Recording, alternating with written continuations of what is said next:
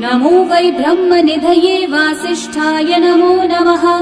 अविकाराय शुद्धाय नित्याय परमात्मने सदैकरूपरूपाय विष्णवे सर्वजिष्णवे। यस्य स्मरणमात्रेण जन्म संसारबन्धनात् विमुच्यते नमस्तस्मै विष्णवे प्रभविष्णवे। ॐ नमो विष्णवे प्रभविष्णवे। श्रीवैशम्पायन उवाच श्रुत्वा धर्मानशेषेण पावनानि च सर्वशः युधिष्ठिरः शान्तनवम् पुनरेवाभ्यभाषत।